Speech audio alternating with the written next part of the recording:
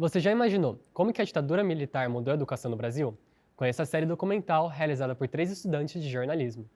Eles entram jogando bombas, né, e batendo nas pessoas.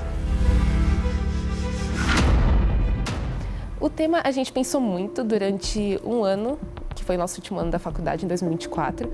E como a ditadura ela ia completar 60 anos em 2024, a gente pensou nesse tema, que é um tema que nós gostamos bastante, que interessa bastante essa parte da ditadura. Então, educação, a gente quis pensar em um tema que não fosse tão clichê, e a gente chegou no tema da educação. O formato que existe atualmente da educação ainda foi muito influenciado pela ditadura, então eu acho que tem muitos resquícios atualmente desse período nos dias atuais. Não explicitamente como era antes, mas ainda tem muitos resquícios.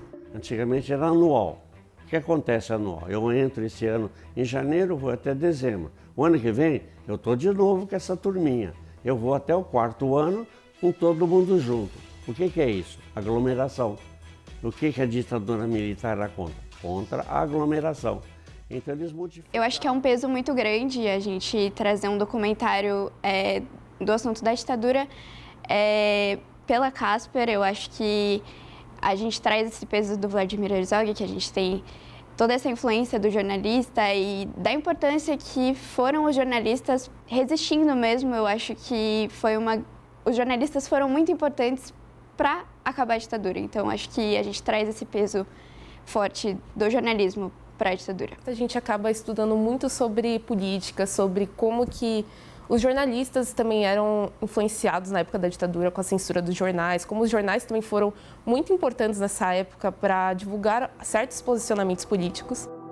Durante o regime militar, o governo criou 17 atos institucionais, que foram implementados sem a participação do Poder Legislativo e sem consultar a população. Quando a gente estava pensando no trabalho, eu não sabia tanto sobre o assunto como eu sei atualmente, sabe? Eu aprendi muita coisa, tanto pelos vídeos que a gente achou do período, que até minha família assistiu a nossa websérie e eles falaram, nossa, eu não sabia disso. Ou outras imagens que a gente gravou também, como dos livros didáticos. Então, acho que foi muito importante a gente fazer esse documentário, tanto para a gente aprender como que o ensino, ele reflete muito do período militar também, e como reflete atualmente.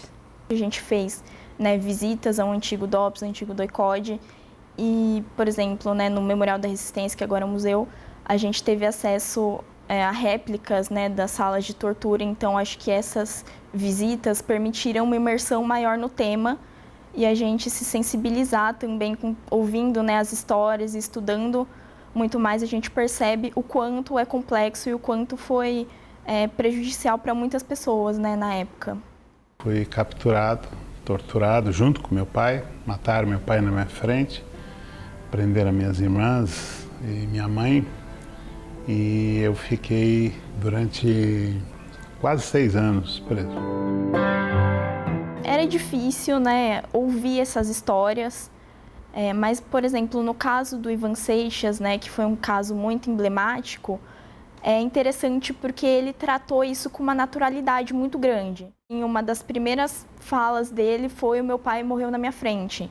Então isso, assim, é uma coisa que impacta a gente, mas ele estava, assim, falando isso de uma forma muito natural, apesar de ser um tema, muito difícil.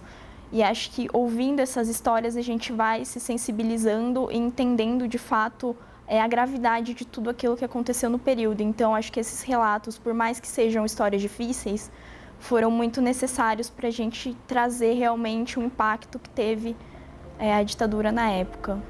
E nas entrevistas que eu fiz, as perguntas foram as mais impactantes para mim, porque a gente ouvia diretamente deles um período que a gente não viveu, um período que a gente não sabe como é, ou pelo menos agora a gente sabe melhor, mas foi um período muito difícil e que, com essas entrevistas, uma das que eu fiz, inclusive, foi com meu avô.